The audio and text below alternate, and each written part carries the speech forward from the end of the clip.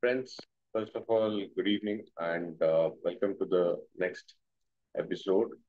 And today we have a very, I would say, remarkable profile for speaker, okay, Nitesh Sinha, who would be kind of a very good for a person that we can pursue and follow, okay, in the product management space. There's a lot that we can learn from Nitesh. And the best thing is, if you look at his profile, it's nothing short of a stellar profile. So Nitesh, just let me know if you're able to kind of hear me and if you can switch on your cam if possible. The folks here would love to see you. Hey Suchit, thanks for the introduction. I can definitely hear you. Unfortunately, I'm not able to start the video. It's telling me that the host has disabled it. Let me just check. Is it okay? That's weird. Okay, team, can you just check if we can enable Nitesh's camera? I wonder why he's not able to switch it on, but could you guys quickly just check? Yeah, I It's can. working now. Yeah, perfect. Awesome. Awesome.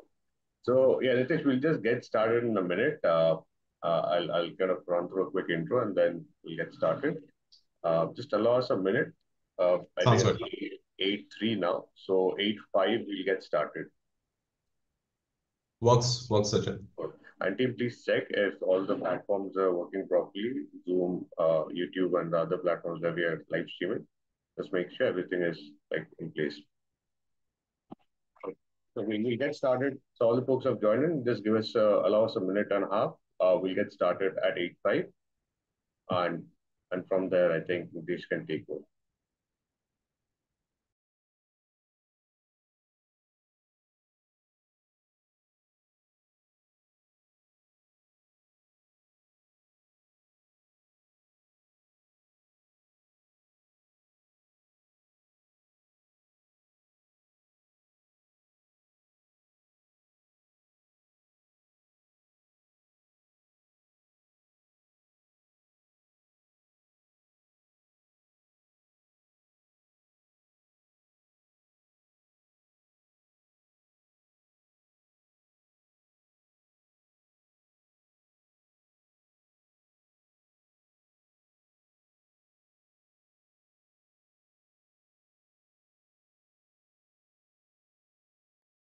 All right, good. I think, guys, we can get started. Just let me know if all of you are able to hear me clearly.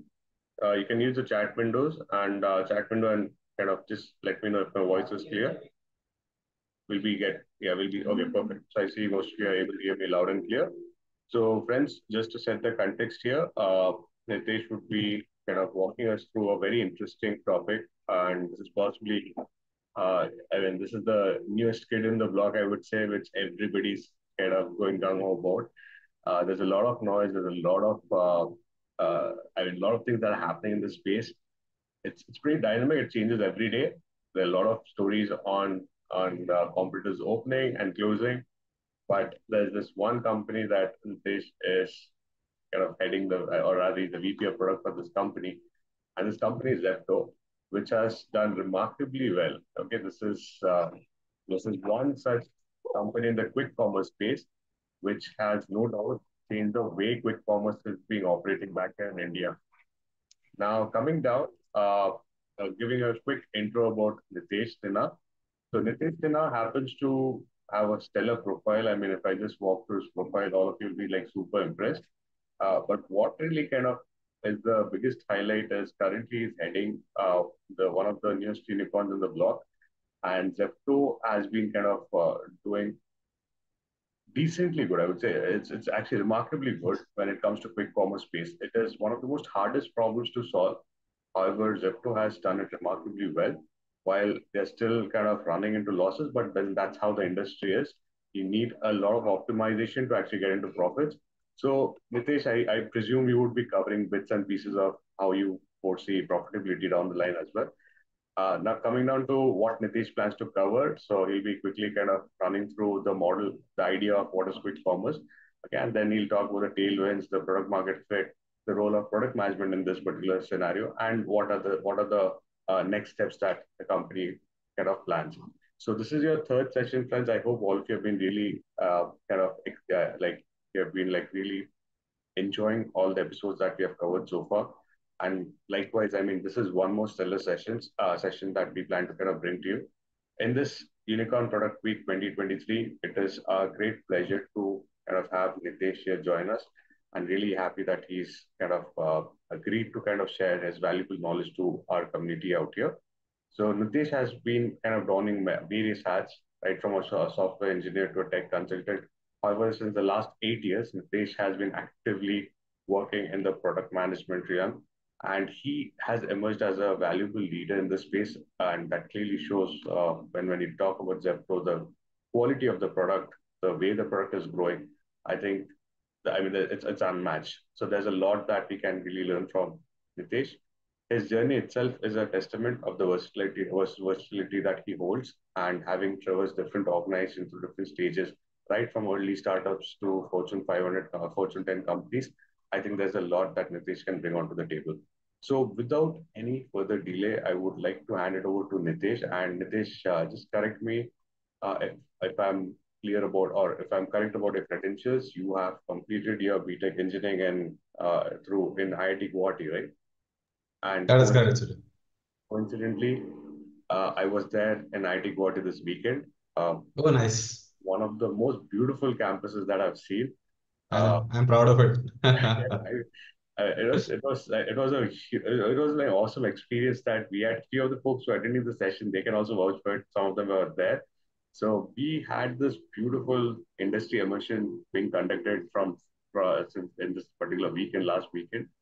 And yeah, we did kind of come across a lot of IT profs. Really enjoyed our time and stayed there. And yes, I would definitely recommend others, if you have not been to the campus, it is worth a visit. It's one of the most beautiful, again, one of the Yeah. campuses I've ever seen. So cool. And the next one, I think you've done your MBA from IIM Ahmedabad. Okay, Yeah, that is also correct. perfect. Okay, thank you, Nitesh. So Nitesh, I think without any further delay, over to you. It's 8:10. I would love to hear what do you have in store for us. Sure. So thanks for the wonderful introduction, Sujat. Great to be here.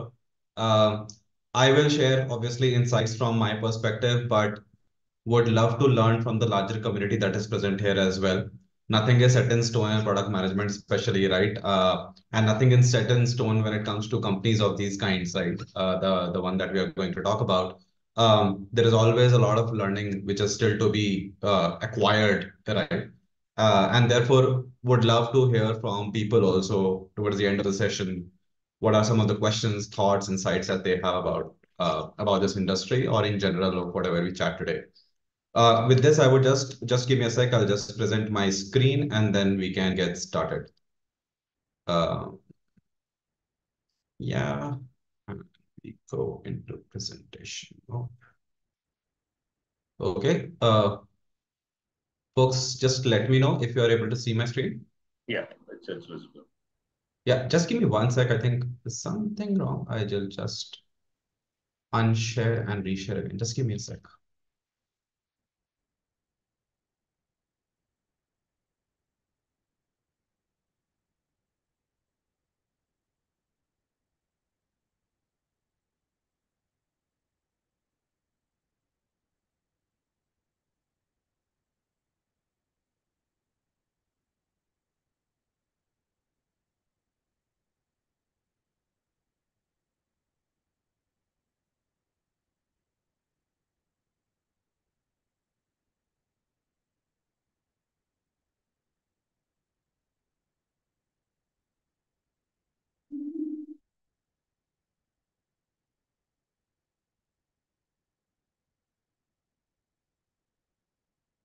Okay.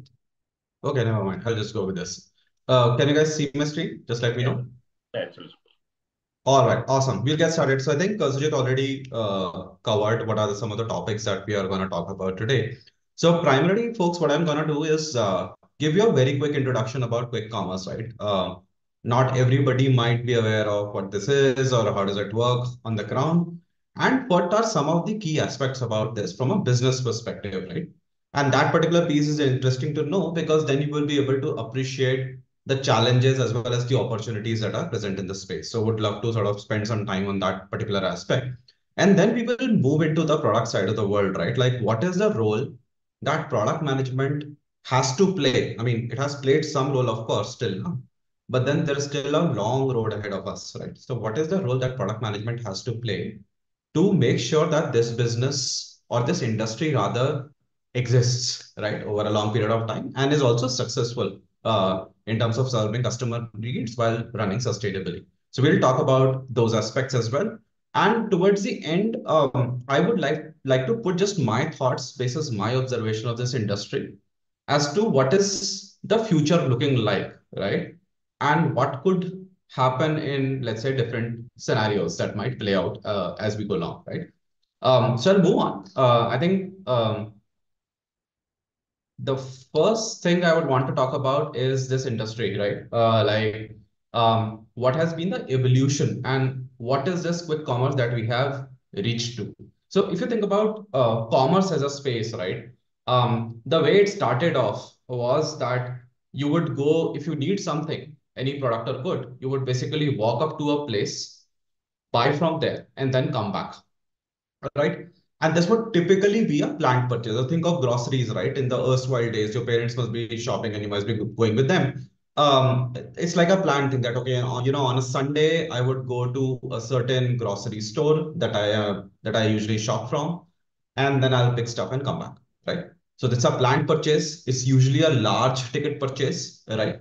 And then it involves many members of the family. It's typically also done by people who actually have a family, right? Like a family of three, four, maybe extended families and things like that. So this was a traditional way. And the actual, scenario in the US was slightly different in the sense that instead of having like these grocery stores or mom and pop stores, they had these stores like Walmart, right? Which were like huge stores with all sorts of product selection where people would go and come back, right? So this was the first world scenario.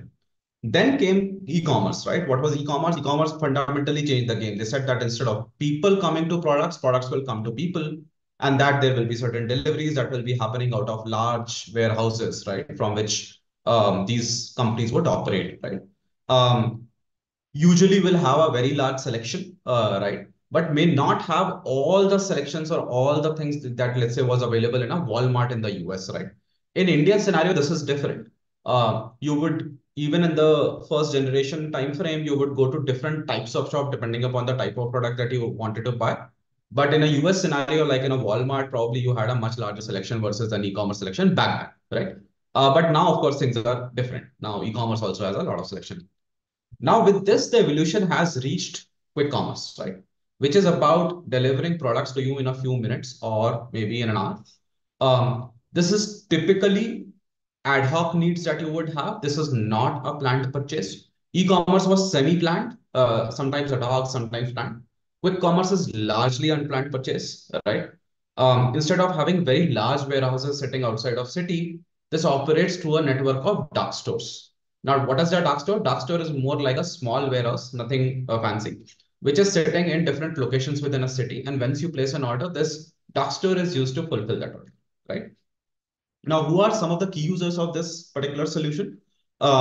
Typically, people who are busy, right? Or people who value convenience over price or cost, right?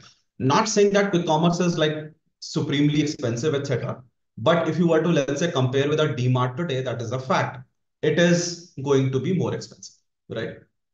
So the price that you pay is for the convenience that you're sitting at your home and getting the stuff. And therefore, people who value that are the key customers. So typically, this has been found to be working really well with, let's say, bachelors, could be students, could be people, professionals also, or let's say couples who are like very busy, may have children also, but like busy people who do not have enough time to sort of go out, right?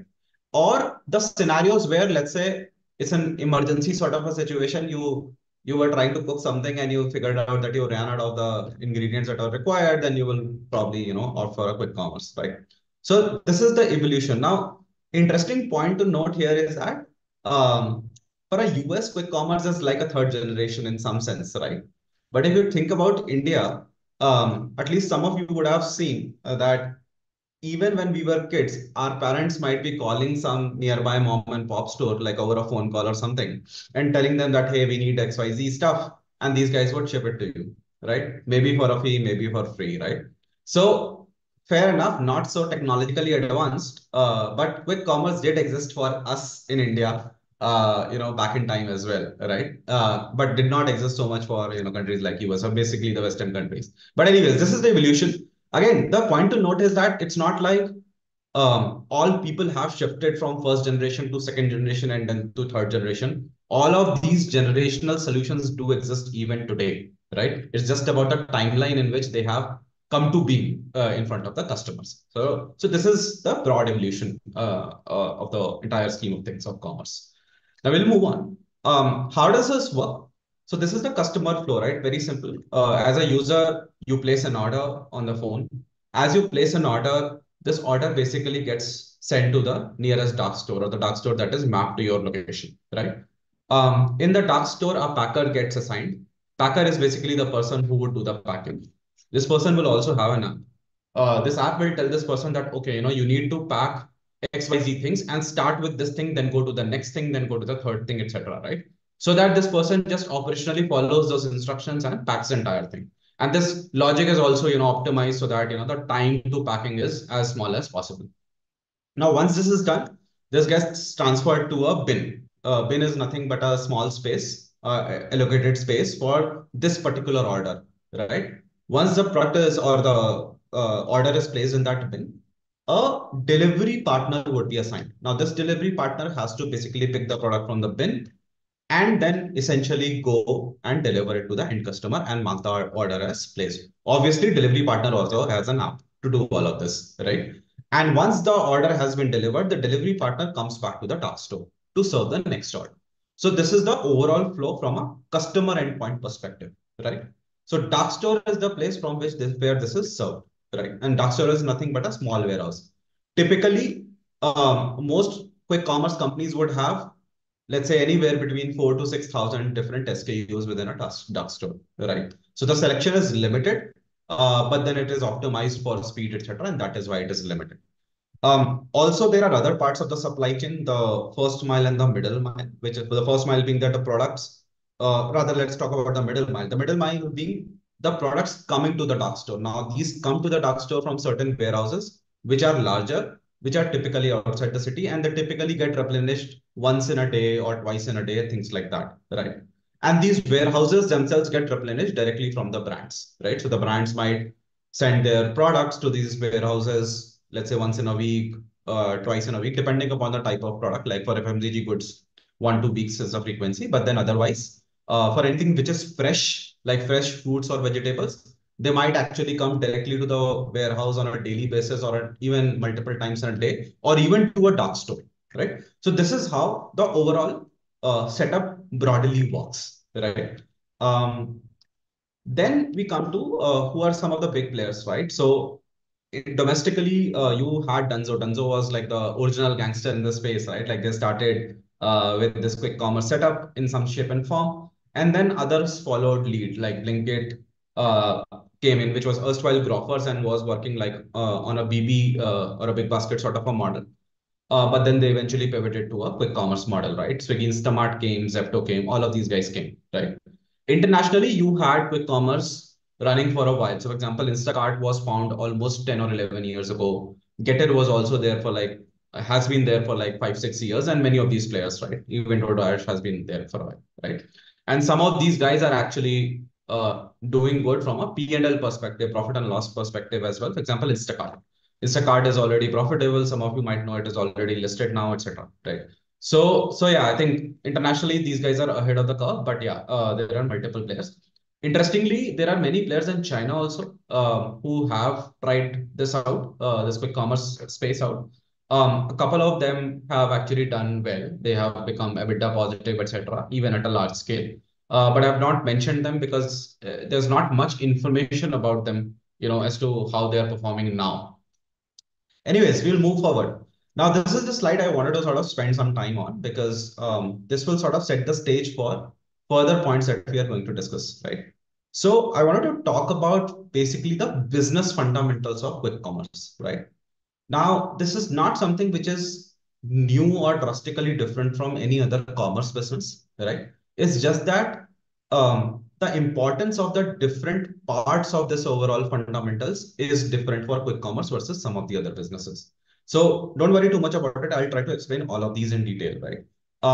So what are the P&L components typically, right? Like if you just break it down from the top, if I were to talk about at an order level, first of all, you would want to figure out the inflows, like what are the different sources of money flowing into the system, right? And then you would also want to think about the different outflow, money outflow hits, right? And that essentially will tell you where your business stands, right? So, for example, inflow in case of quick commerce is order value. I placed an order of 500 rupees. 500 rupees is the order value inflow, right?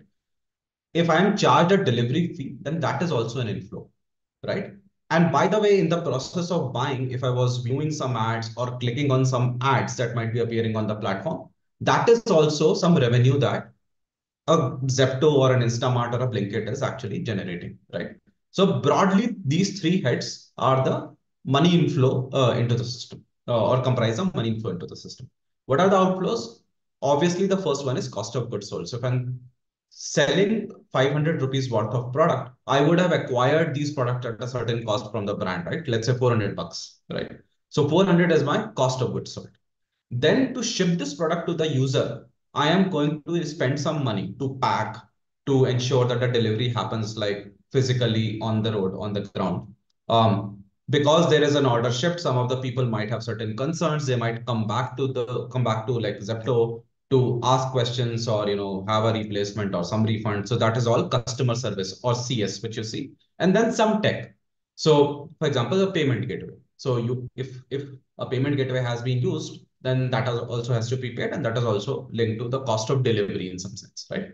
And then there are things which are horizontal in nature, like applies whether there is an order or not, which is like cost of facilities. So I need rentals, I need to pay rentals, I need to pay the security for the different dark stores or even the warehouses. I need to say salaries of people, right? Whether those are managers of those dark stores or even the other employees, like tech product employees or any other, administrative setup, right?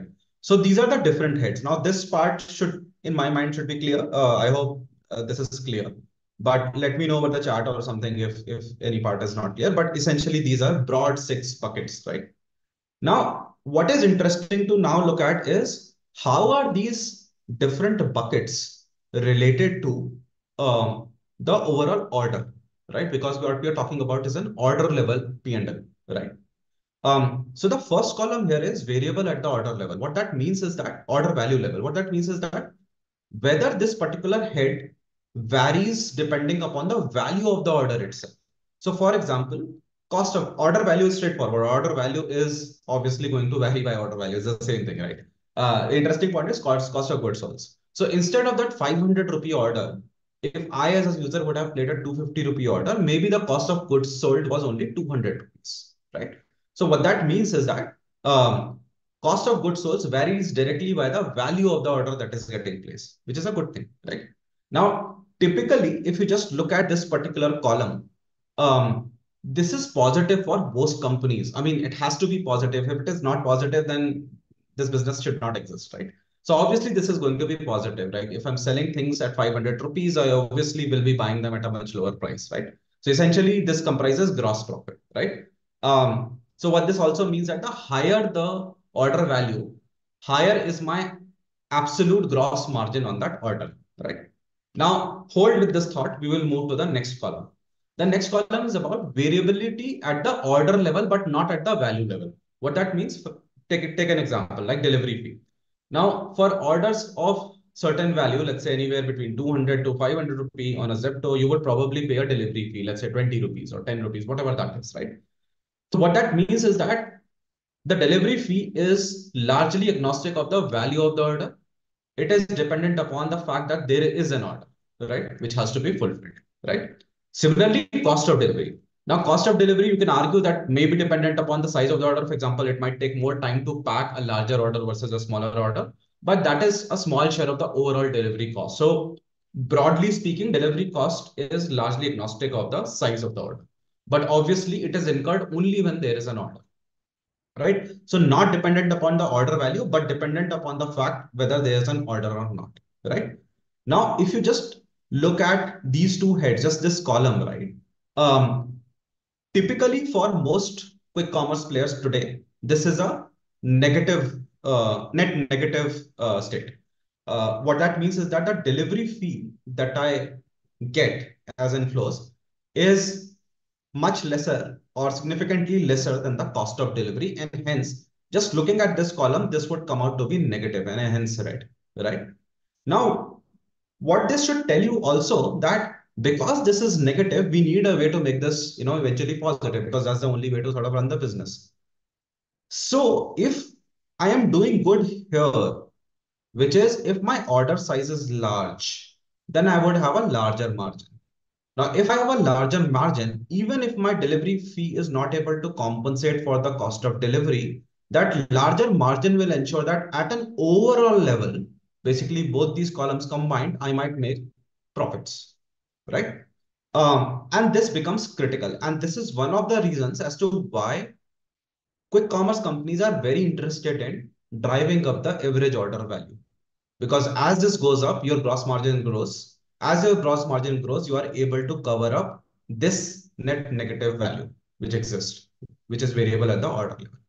And then comes the third column, which is the fixed cost, right? Here also similar state, the ad revenues today at least are not as much to cover for the cost of facilities, right? And therefore this is also negative. Now, the nature of fixed cost is such that you can distribute it once you have large scale. So for example, if you have a lot of orders, then you can sort of cover up this fixed cost on all of those orders or divide that fixed cost over all of those orders. So the fixed cost per unit order becomes smaller, right? Also, interestingly, if you now think about both all of these four things and assume that, let's say this is positive. Let's say order value plus delivery fee is higher than good cost of goods sold plus cost of delivery. Then essentially, if you were to increase your total order count, you might be able to cover the shortfall that exists here. Now, this is the reason why quick commerce companies are also interested in increasing the overall order count or order scale or order volume, right? Because if they do that, and if this equation is working out fine for them with the first two columns, they will be able to cover up their fixed costs as well. Now, this is the overall game, right? This is what the business objectives are to make this business sustainable, right? Now, moving on, what factors help in this? The fact that the inventory is owned by the quick commerce players. So most quick commerce players today own the inventory. What that means is that they act in some sense like distributors who are buying this inventory from the brand. And now this is their inventory. It's not a marketplace model. So whatever Zepto or Swiggy Instamart is selling, that is practically the product that they have sourced from the brand and it is on their books, right? It's not a marketplace. So that helps because then you also have larger margins. So this particular element actually helps in this part, right? The first column. Then you come to the next one, which is the own supply chain. So of course, supply chain is super critical here. You're talking about shipping orders in minutes. You cannot make a mistake. There is no room for any of that, right? And therefore, most commerce players are trying to have this entire supply chain in-house in terms of tech as well as processes, even as in terms of people as much as possible, right? So that is the other thing. Now, doing all of that is obviously capital expense, like you will have to invest to build all of that. But once built, the costs are much lower versus any other third party. So that's a good thing. What also helps is that overall, these fixed costs are relatively smaller percentage of the overall costs for the company, right? Now this helps because if this is small, then even with very moderate or very small margins coming out of the first two columns, you would be able to cover the fixed cost if your order scale is large. So that is also a good thing. And this is by design because the dark stores are not very expensive to run. The warehouses are not very expensive to run. This is by design so that the fixed costs are lower. This is very unlike, for example, somebody like a DMart or somebody like that who would have very large facilities in very premium locations because of which their fixed costs might be higher, right? Now, what impedes? The first thing that impedes is the fact that there is a one-to-one delivery happening, right? You place an order, a delivery person will come from the dark store to you to just deliver your order and nothing else, right? So the cost of delivery is higher compared to e-commerce, etc. Significantly higher. The other problem is related to the customer behavior. Now, because this is the top of platform, like most people see it that way, the average order values are typically small, right? They are not like e-commerce where they are like upwards of thousand, even much more. Here the average order value might be just like 400 to 600 bucks, right? Now that negatively impacts this, right? But essentially that's the reality, at least today. And then the third aspect is the limited size of the addressable customer base. What that means is that theoretically you can argue that a quick commerce setup can work everywhere, but the reality is that this is adopted much more by the personas that I had described earlier, which is let's say bachelors or people who are busy, whether couples or couples with children, etc. So not everybody wants to come to quick commerce, and the reason is not just price, etc. It is also about the fact that people in general, even in metro cities, like the entire experience of walking to a place, buying things for themselves and coming back, right? That's like an activity that they look forward to. So there is a psychological, social angle to it also, which is hard to change. Not like it cannot be changed, but it is hard to change, right? So given the current scenario, the number of customers that can be addressed through quick commerce, given this reality, is somewhat limited. It's not like e-commerce that everybody is shopping on it. So that's what it is, right? Um, Now with this understanding, we will move to the next step, right? Which is what are some of the things which are leading to a rise of quick commerce in India over the last couple of years. And then we will also delve into what is expected out of product management and how some of the companies are trying to approach it, right? So the reason for the rise of quick commerce in India is basically four folds, right? The first one is sharp targeting of users. So you would find many businesses in India, like this is a typical problem where they would claim that, we have a solution which can serve the needs of 1.4 billion people, right? Like very typical statement that you will hear. But the reality is that the real users who would really see value out of that solution is typically less, right? Now, if you realize this late in the game, then you might have, lost the opportunity or might have lost the market or might have lost a lot of money, right?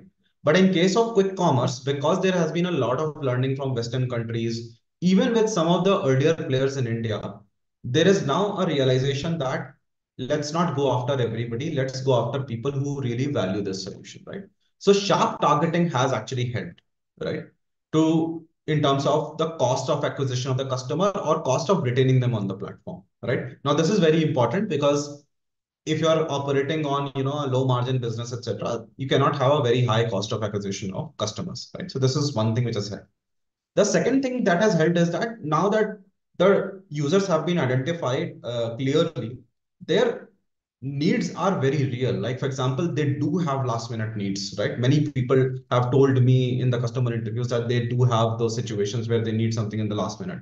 Or they need things when there are last minute refills, like, okay, I'd done my planned shopping at, whatever DMart, but then I ran out of certain pulse, certain rice, and blah, blah, blah, right? And I now need a refill. So I don't want to walk up to DMart because it's very time consuming. I just want it quickly at my pace, right? So therefore that. And then convenience, right? A lot of people value convenience itself, right? The fact that they don't have to go anywhere, the products are coming to them in like 10, 15 minutes, they really value that. So a lot of people value that also. So good thing is that there is a real customer gap, real customer need articulated by themselves, right? This is very important because if this does not exist, if your customer is not able to articulate what problem is there, then probably your business is not going to fly because they will not be able to figure out, how this solution is helping them, right? So they need to have a good understanding of the problem themselves without you telling them, which is the case with quick commerce today, right? People do know. The third aspect is learning from failures, right? So, for example, some of the players started off with marketplace models, like take the case of Dunzo, right? Good idea, like you will have a much wider selection and everything, but then the economies just does not work, right? Because in India, by design, you work on very thin margins. So if your cost of delivery is high and all the fixed costs are also there, very hard to cover all of those things by very thin margins which exist in a marketplace model, right? Also the fact that we cannot afford to have orders of like 10 rupees coming to the platform, right? We need to have certain minimum order value, despite the fact that this is a refill and everything. It's just impossible to define a way to make a 10 rupee order profitable. Therefore, it has to be of a certain minimum value, or there has to be a corresponding additional cost levied on the customer to cover for the cost of delivery and everything, right? So that learning has also been there. And if you see, most of the players actually follow that as well, right? And then there were external factors like COVID actually helped, right? It was a mess. It was a really pathetic thing that happened to the world. But incidentally, this helped the quick commerce industry because people had no option. So they started, using the internet, started ordering things online, and quick commerce was one of those industries which benefited from it. Right now, those people became sticky and they're ordering even today. So that happened. That is a reality of the environment. And then internet itself, right? Like, for example, you would know, right? Like Geo launched, and that suddenly led to a boom in internet penetration in India. With that, all internet companies, like all companies based on internet, actually, saw massive jumps over a course of like just 1 year or so. And quick commerce was also one of them, right? So it also benefit from that. So all of these factors combined, basically timing, learnings from the past, some external factors, all of these came together to lead to a rapid rise in of quick commerce in India. However, as I was calling out, there is a very, very long road ahead, right? The fact that customers are liking it, the fact that people are adopting it and this industry is growing doesn't make it a successful industry, right? What makes it a successful industry is the fact that we are able to serve these customer needs sustainably. So that becomes super important, right? Also, what makes this industry successful is the fact that we are able to come up things or innovate on a constant basis, which will make this industry resilient to any other such kind of disruption that might come in future, right? You just don't know. Like 5 years back in India, people would not have thought about some industry which would come in and might take away some share of, let's say, the e-commerce players, right? But today there is quick commerce, right? Tomorrow there could be another industry like that, right? Or somebody within the quick commerce world might come in with a much better model, which could actually beat the current models, right? And therefore, that there is a need for that constant innovation or constant ability to build moats around the core business, right? And hence, this is where product management also comes in, right? Given the scenario today where you have this funding winter, the capital is not available so freely, um, product cannot choose to play its traditional role of just focusing on, long-term strategic bets and maybe also some customer experience things. It needs to evolve, and it has evolved, by the way, to solve for the here and now business needs also, which is the first head that you see here, right? There is a need for product management to step in and solve for sustainability, right? Um, at the same time, it cannot escape from its responsibility of ensuring long-term success, right? Which is thinking about those things which will ensure that the business continues to grow over long term. It is secured against competition or different industries altogether. And that with the changing customer needs, the business is also continuously giving them better and better value.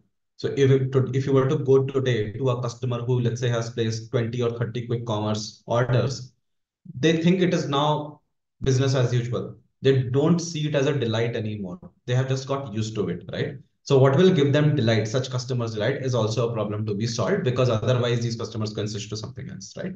So that's also a reality with any business. You have to continuously live up to the expectations of the customer, which by the way is continuously changing, right? So then how do we sort of approach this entire piece, right? The first thing is sustainability through product, right? This was the first bucket that we were talking about. Now, within that, um, the way at least we have tried to approach this within Zepto, right? And I'm sure many other people have been doing this in the similar way, is to break the problem down, right? and break the problem down to the level where you start looking at levers, right? And how have we tried to do it? By using a variation of what you call as first principles thinking. So what is first principles thinking? Principles thinking is nothing but challenging the status quo, right?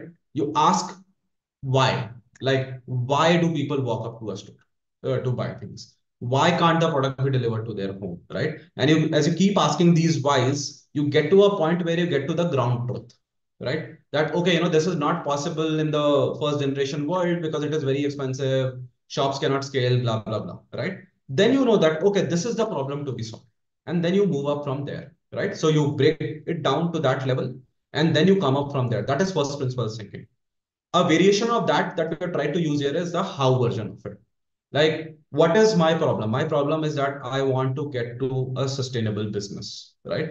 Now, how do I get to a sustainable business? I get to a sustainable business by achieving order level unit economics. Now, the question to ask is, okay, how do I achieve order level unit economics? So one of the suggestions is that, okay, you improve your inflow of money that we were talking about in the earlier slide, right? Then the question is, okay, how do I improve the inflow? You can improve the inflow by improving the gross margins, or you can increase the monetization, which is delivery fee as well as ads, right? Fair enough. How do I do that? I do that by changing the category mix. The platform has multiple types of products. Some products like fruits and vegetables have very high margins, while some other products like oils have very low margins. So can I change the basket of the user such that it has more of high margin products, right? Or can I just increase the order size? Today, order people are placing an order of 4 to 600 rupees. Can I take it to 600 to 800 rupees or something like that by doing something, right? Similarly, on the monetization front, can I ask for more delivery fee, or can I somehow change the delivery fee so that it remains additive without negatively impacting the customer, right?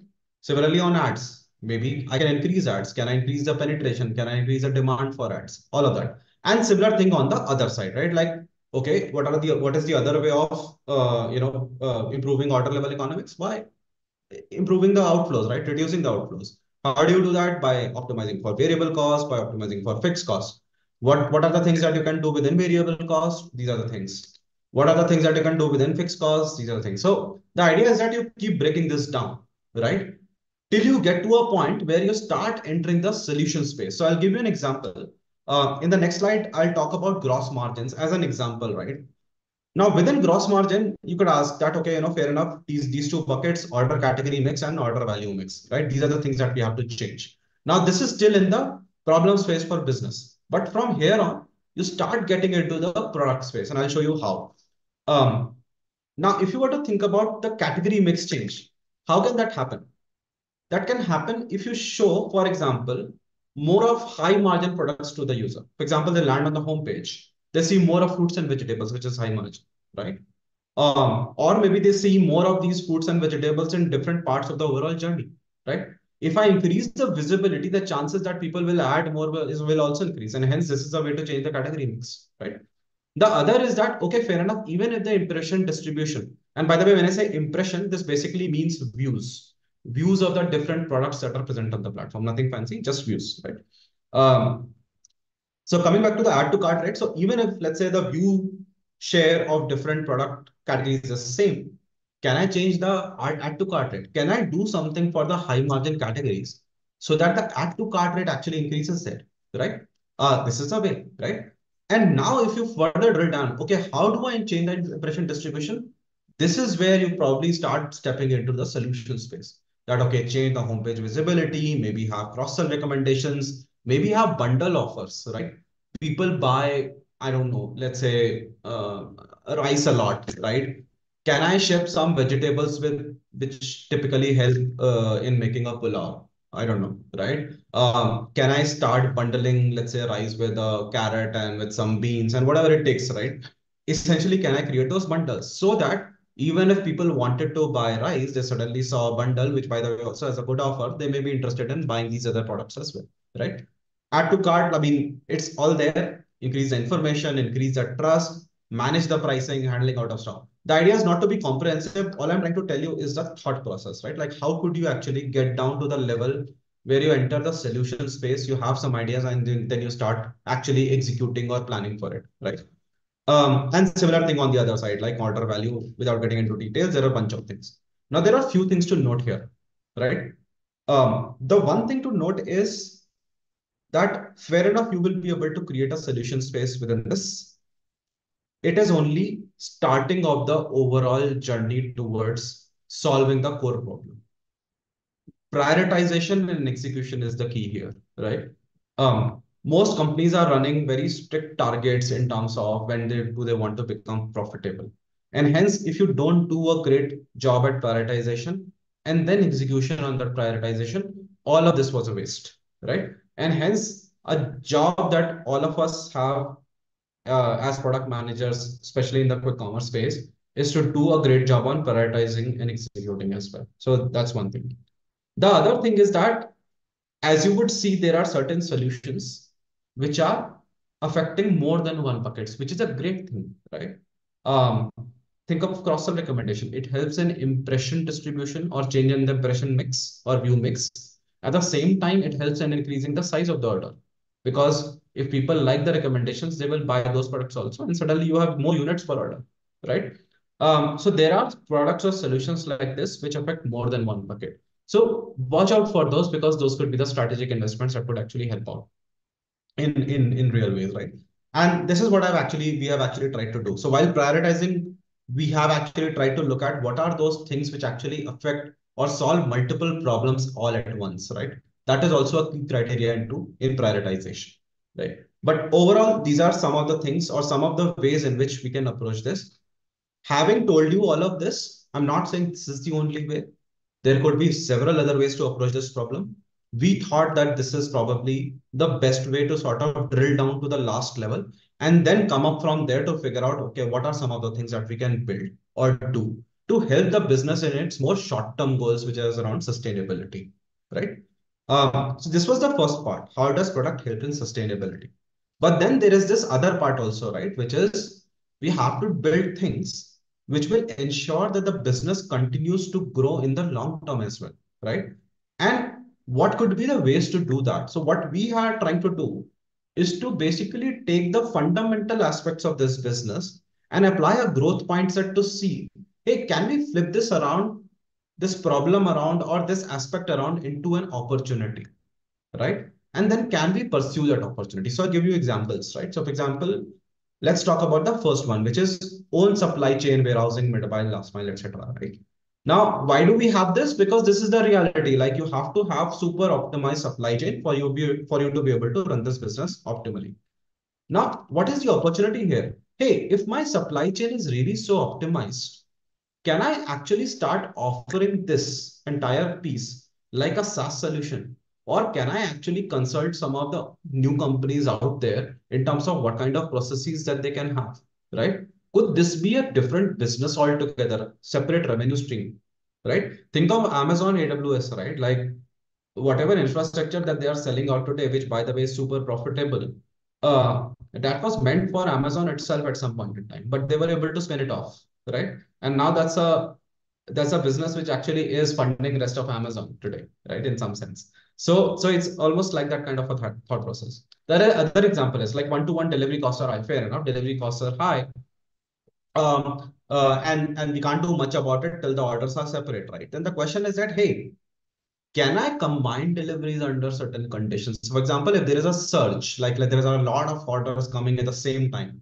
Now, this would be happening not just to us, to every other quick commerce player, right? And if that is happening, nobody is able to serve the customers in like 10 minutes or 15 minutes, what are the promises, right? And if that's the reality, then what is better? Saying customer that, hey, we can't serve your order, or should we tell them that, hey, we will serve your order, but maybe in slightly more time, maybe 20-25 minutes, because we are going to combine your order with somebody else's who lives near to your place. Maybe it's the latter, right? And this is something that we can try out. And many of the companies are doing this, by the way. This is not something which is new, right? But this is a thought process that can be applied to a problem, by the way, which exists, right? Look at the last one, which is limited size of addressable customer base. So the question to ask is, why do I need more customers, right?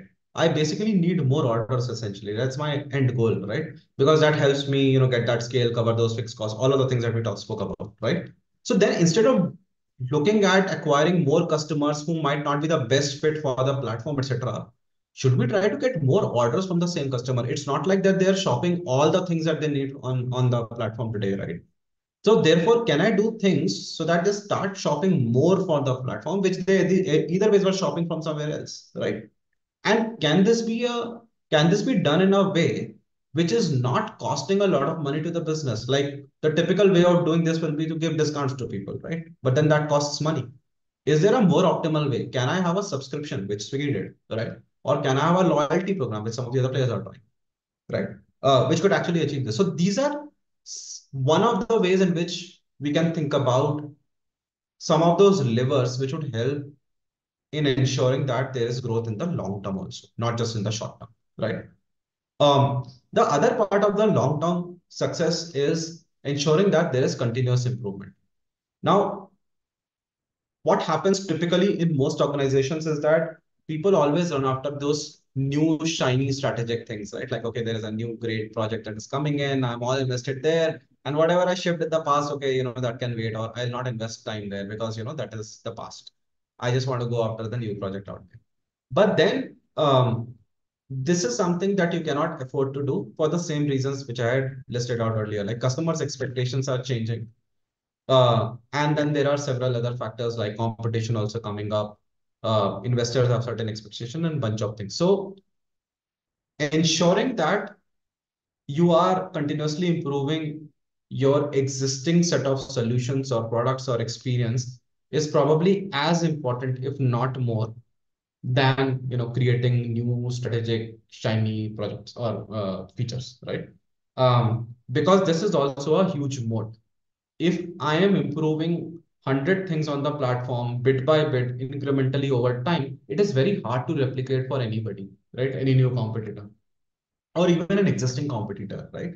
But if you were to launch something new, something flashy, let's say a subscription program, now it's very visible to everybody. Once Swiggy has launched it, it is very visible to everybody. Like I as Zepto know that, okay, they have it. Blinkit knows they have it. Now tomorrow we could start it. Blinkit could start it. Anybody could start it. So fair enough. Like that's a good advantage to the business, but very soon, very many others would also sort of follow suit and create that.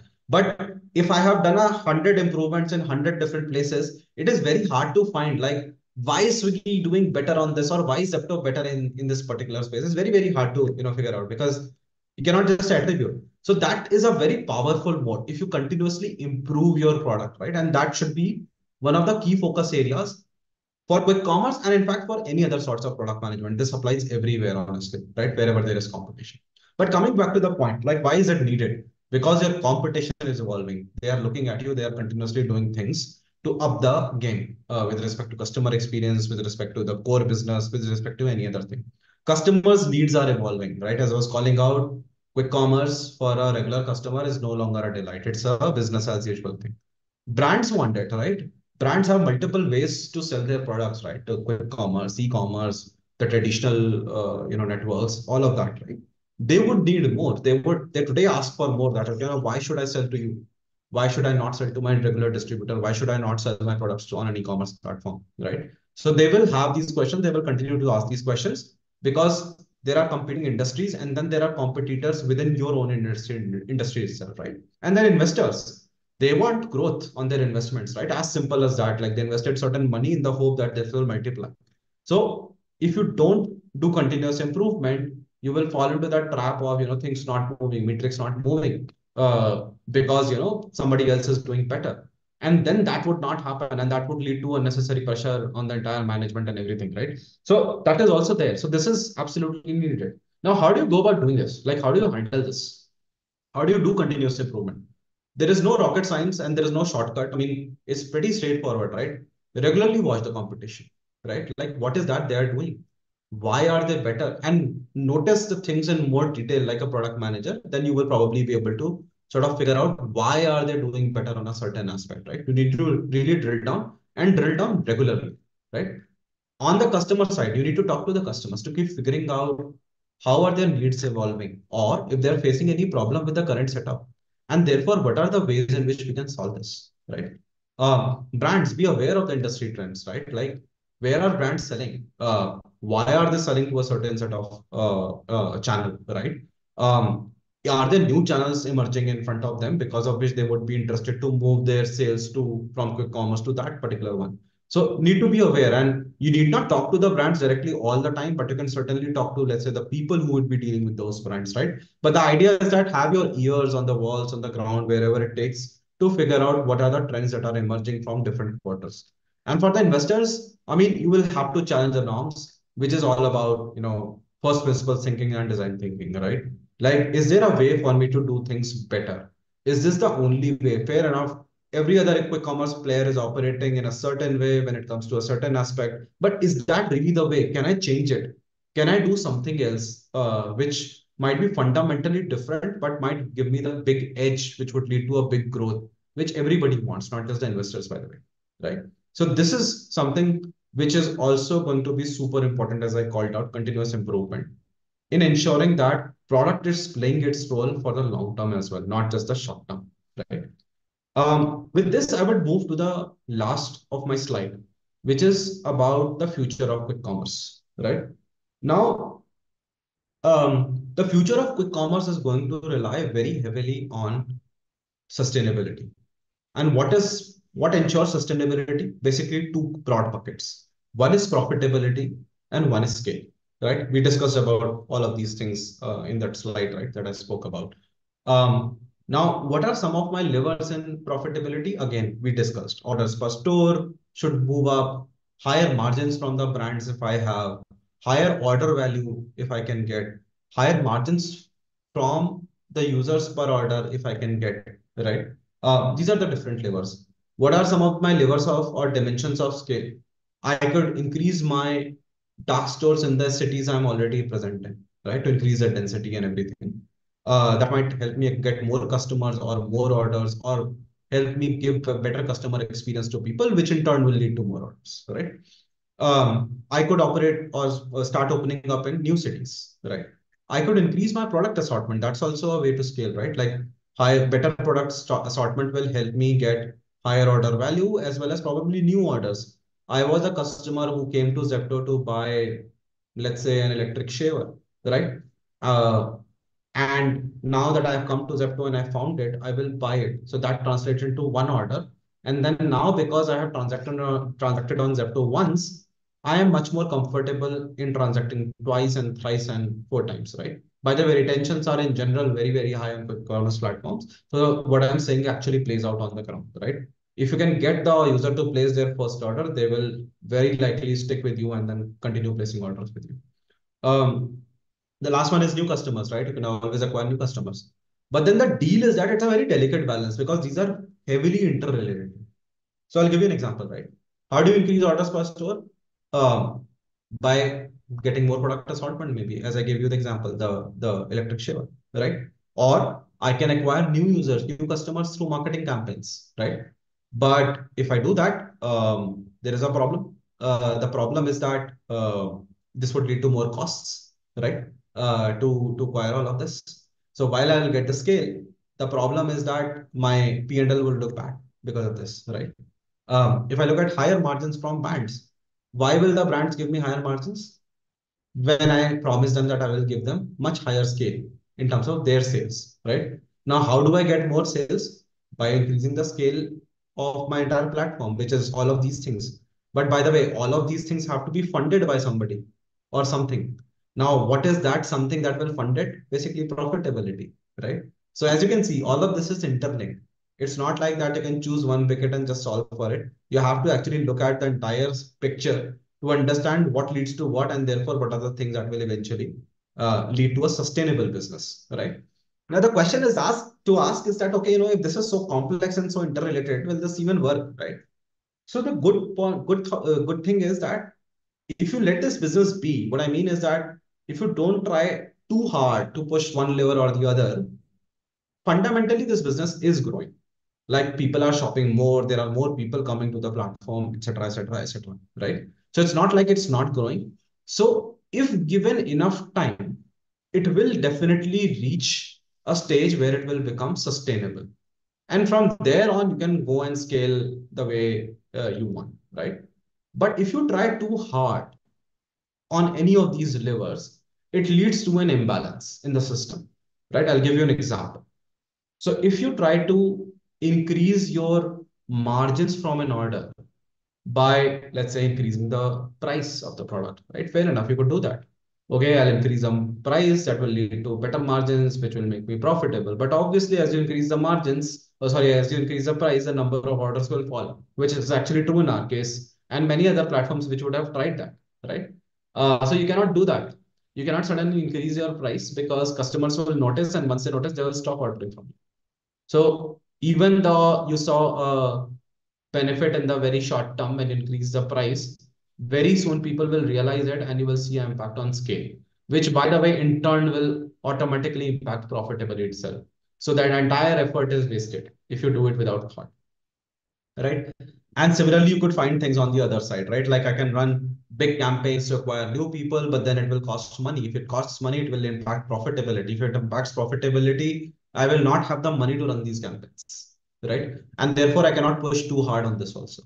So the overall point is that it feels like that there is hope or there is value in this business which customers like.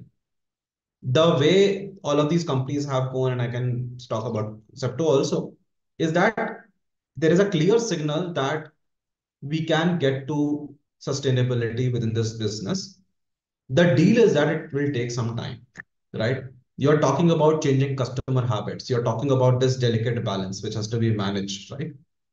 You might want it tomorrow, but the customers don't care, right? Like they have a habit which they are tied to, and that would take time to change. Like people did come to e-commerce eventually. Today, it's a 80, 70, $80 billion market in India, which was probably like 15 billion odd dollars back in 2014, 15, right?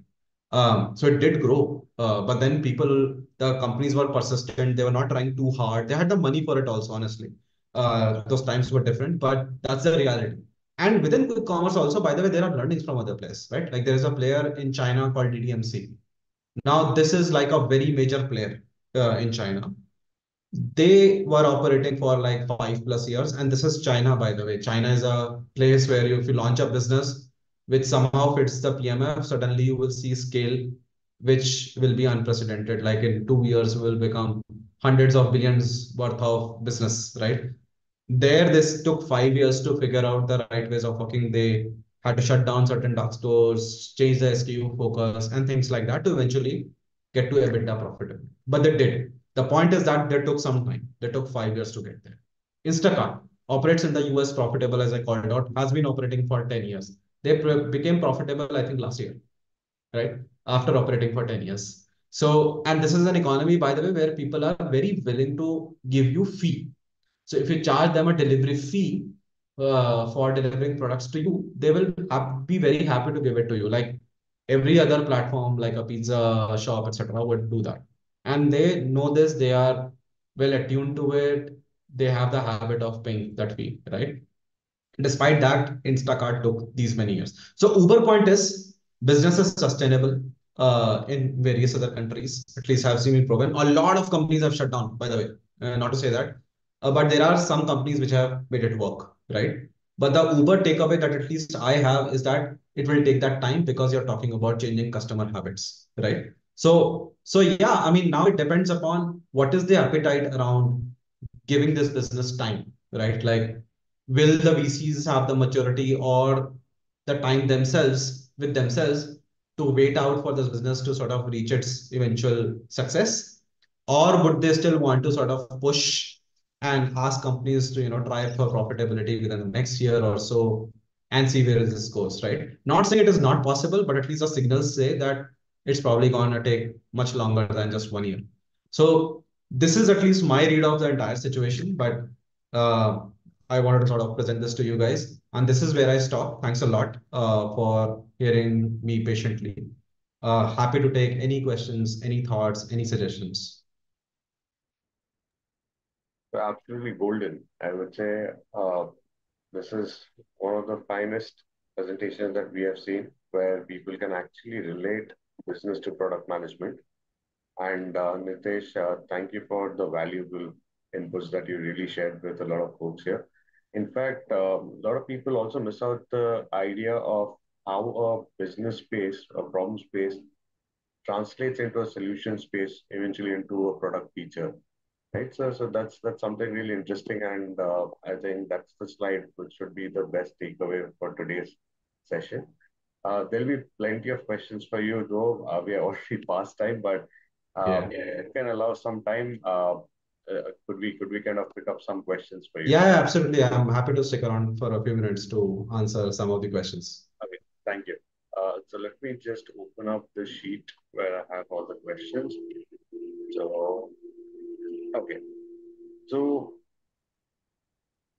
okay, what is Zepto's strategy when it comes to onboard delivery partners? How was this problem productized? So yeah, so probably if you can take up this question. Yeah, so honestly, I'm on the consumer side, not on so much on the delivery side, but I can give you a high level view of that. So apologies, my knowledge will not be very comprehensive, but still I will sort of answer that. So essentially, from a business perspective, what we want to do is to have a healthy mix of delivery partners who are on the roll, like Zepto employees, and then contractual employees as well. It's the typical way where you want to manage a business which is very variable in terms of demand over time, right? For example, you need a lot of delivery partners in the morning, but not so much in the afternoons and things like that. So, so the solution has been productized accordingly, right? So, for example, um, whenever we need additional delivery partners, we have a way to sort of reach out to them because they're obviously impaneled in some way or the other, right? Like even if they're contractual employees, they have worked with us in the past. There is a way to sort of tell them that, hey, there is going to be additional demand at this particular time on this day. Be available. If you are available, maybe we can give you some incentive also. Let's say there's a festival, big festival, because of which we know that there is going to be a huge demand, then we can offer incentive also. So all of these communication to the delivery partner, etc., is, for example, automated, right? We could do that. The incentive design, etc., is also to a large extent automated, right? So that is also something that we do. And for acquiring net new delivery partners, it's the usual stuff, right? Like you have campaigns, you reach all of those job boards and things like that, which are out there. Not a lot of fancy stuff that has been built there. I mean, it's a 2.5 year old company, but essentially those are the regular channels from which you can get that. By the way, there are a lot of vendors out there also who actually specialize in providing, let's say, delivery partners or providing people who can work as packers, right? So these are also leveraged in a big way to solve this entire problem. So I think, yeah, probably I would call it more of a operational issue than a product issue. Yeah, Finding the right partner, tying it up, and then kind of finding a feasible solution or the solution that yeah. matches your requirement. Okay. Sumit has asked, why is template solution not feasible in high delivery cost markets like US?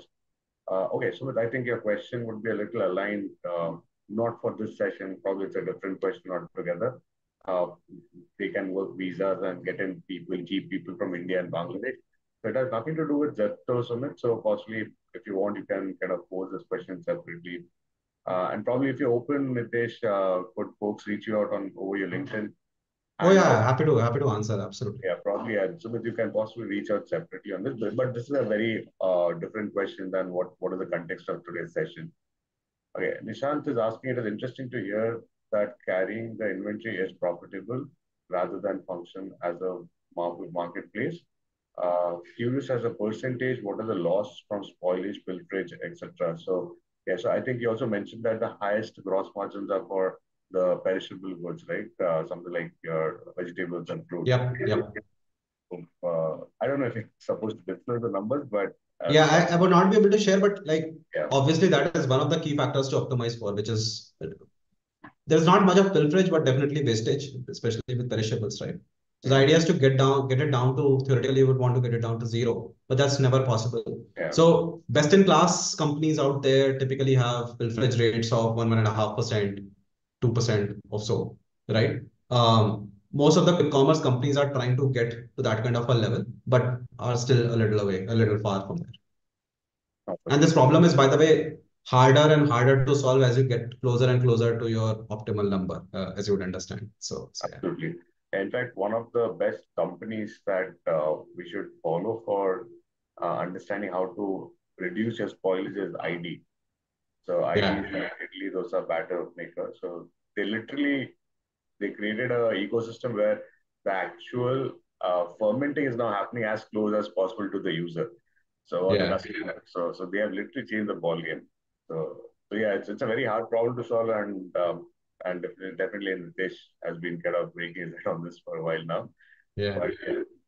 So moving on to the next one, if is Zepto thinking of expanding quick commerce bracket to normal commerce within a week by categorizing different delivery timing? So something like big basket, regular one. So are you guys like looking at that as well? Also, is Zepto thinking of renting their delivery network? I think that they're already doing. They outsource it to vendors. So that's a different. Yeah. But let's come back to the first question, which is getting into regular commerce. Yeah, I mean, not as of now, right? Because it's a different business in some sense, right? Where you have these regular deliveries, the planning and everything gets affected because of that. Not something that we are thinking of right now, right? Because in our minds, we are not that company. We are not Big Basket. We are a different company, and therefore we want to focus on solving the quick commerce problem rather than getting into a different domain altogether, which, for example, Big Basket plays in. So the short answer is not at the moment. Not at the moment, friends. So, coming to the next question, so Darshan has asked, how do you really stock in electric shavers, which you're not sure what should the uptake be like, and consider it's a high value item. So, what's Yeah. your strategy there? Yeah, so I think again, no magic, it's all analysis, Darshan. So essentially what happens is that because you have a dark store which is of limited size, like for real, right? So what you do essentially is that you analyze the sale rate of different products that are kept in that dark store, right? And with that, you plan for the inventory. So I told you, if you remember, that products get shipped from the warehouse to a dark store on a daily basis, or let's say twice a day, right? Now, if let's say an electric shaver gets sold once in 5 days, right? Then obviously you would not ship an electric shaver from the warehouse every day, right? You would ship it once in 5 days only. You would keep maybe one or at max 2 units of that product just in case there are two orders within a span of 5 days, but not more than that. So all of this is done by looking at the sale rate of different products within that dark store, also at an overall level to figure out what will actually get sold. This actually helps in figuring out what those 4 to 6 thousand SKUs should be that we should keep in the dark store. For example, a Hyderabad behaves very differently from a Bangalore, right? And things like that, right? In terms of the demand of different products. And therefore, this data is super crucial for any quick commerce platform because you have limited space to keep. So, Darshan, I mean, in effect, if you can just reflect upon what are the things which people buy on a day-to-day basis. This is quick commerce, something that people will buy frequently and they will buy like pretty often. So those should be a priority and more of a concern, especially because in quick commerce you are using dark stores and that's a expensive real estate. So you need to optimize there. You can't just keep stocking things which don't sell every day and probably multiple times a day, right? So there could be a situation where you order chips twice a day or thrice a day, right? But you don't order a shaver like 3 times a day or 3 times in a week also. And Yeah. so I mean that's where you got to be a little smart and work it out. But this actually reminds me of a very beautiful scenario, riding the wave, I would say. I don't know if you're aware, but Blinkit actually made huge headlines because they were selling Apple iPhones on the launch. Yeah. They continue to do that, by the way. Like they do They it year continue to after do that. year. And that Yeah. was Yeah. probably one of the, I mean, smartest moves that I have seen for a quick commerce store. Yeah. Yeah. Hugely expensive item. I mean, it's not even I wouldn't even call it a high value item. I'll say it's like outwardly expensive item. Yeah. Yeah. I mean, did Zepto do something innovative like something similar to that? Yeah, I think honestly, we haven't got to the point where we are doing very innovative things in that kind of things like which will just get you the eyeballs everywhere. But we are doing our share, our bits, right? For example, um, sending out gifts to people around Christmas is something that was done last year also, right? Okay, Now that leads to a delight factor, right? right, right. Or things like that, right? For example, when Zepto actually started back in the day, then at that time, what these guys were also doing was shipping dragon fruits to people along with orders of certain sizes, right? Like you will get one dragon fruit along with your order for free, right? And that led to a lot of publicity or marketing because dragon fruit is not something that you would typically, Right. find in regular homes. And all of a sudden, you're getting this dragon fruit, and people would click photographs and post it on, all sort of social media. So there are things like that that has been done, but I mean, you might have noticed, for example, gold coins is something that were introduced this Dhanteras on Zepto as well.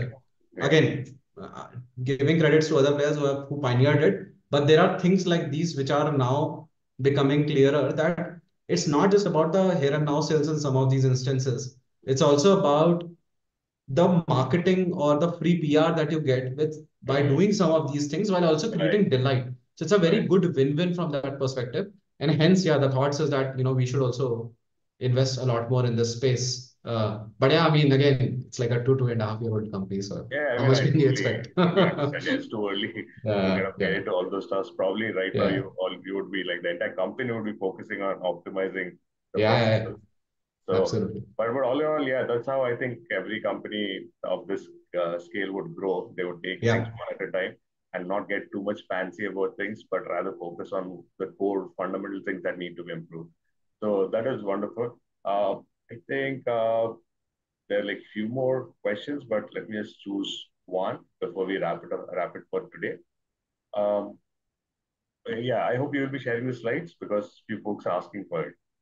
I'll do that.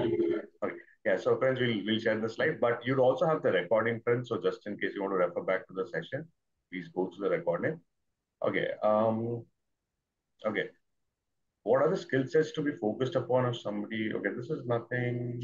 Okay, if you're okay, so you want to get into Zepto. Okay, so this is a question for somebody who wants to get into Zepto. Yep, the easiest one is go and bother Nitesh every day. Probably will get you there. But yeah, the question is like I want to kind of move into BFS.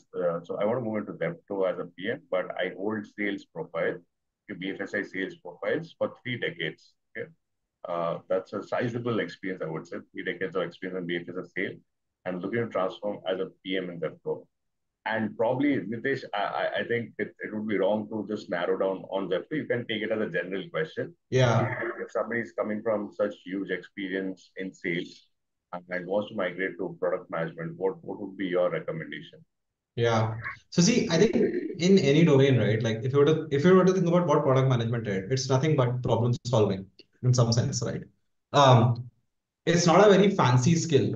It's just that you just need to develop a acumen at looking at things from a problem lens and deciphering them or breaking them down, essentially, right? And I am pretty sure that most functions actually involve this kind of a skill in some shape and form, to different degrees, but in some shape and form, right?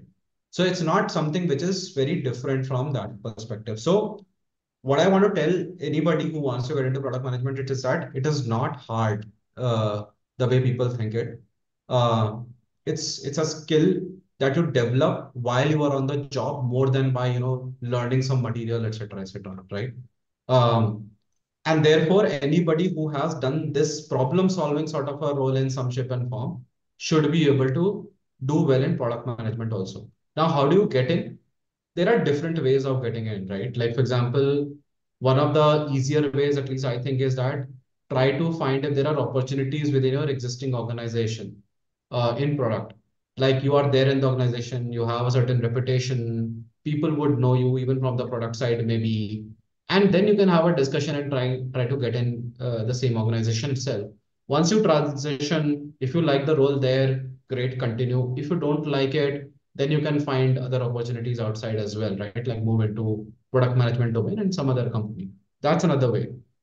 The third way is also to sort of join some of these programs that have now started, right? You must have noticed on LinkedIn, like there are many organizations now which are coaching first-time product managers or people who want to get into product management by giving them actual live products also, right, to work on, right? Um, and they are actually, grooming these people into the whole process of problem discovery to solutioning to execution and everything. They also give you a certification which you can definitely use. And I think this is also good way to get into product management from both perspectives. First, for you to get a hands-on exposure to product management.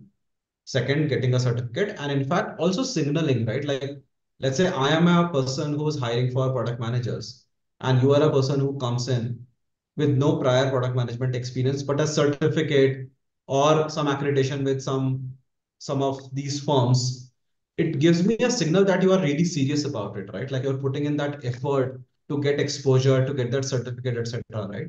And then suddenly, like it's a human thing, right? I will probably pay more attention to you as a candidate rather than somebody who just feels like that they want to get into product management, right?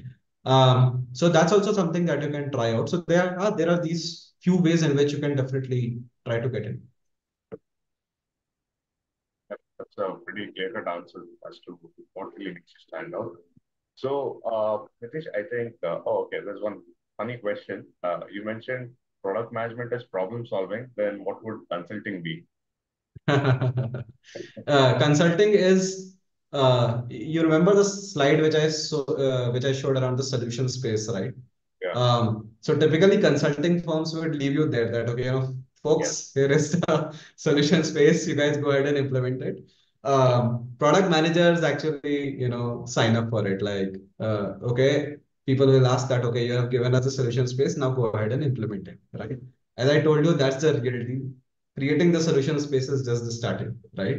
So that's a huge difference between consulting and product management. I think the execution part of it. actually, this reminds me of Steve Jobs. There's a small snip that Steve Jobs had talked about consulting. So, Darshan, I've pasted the YouTube link for you on the chat window. Do watch it. So, there's a lot of joke that goes around consulting. I mean, due respect, consulting is a very good, I would say, field. But there are a lot of jokes where it's made more like they leave you hanging at some point. They don't see you through the entire solution. So product managers do that entire thing. They'll not only help you strategize, solve the problem, but also get you implemented. Okay, so that's the level of dedication that product management really requires. That you own the problem now. Right? You're here to solve it. So yeah, so Sanket says I'm in consulting and I can relate to it. Cool. Okay, so thanks a lot for all the wonderful questions that all of you have posted, friends. Really, I mean, I would really appreciate if all of you can share your feedback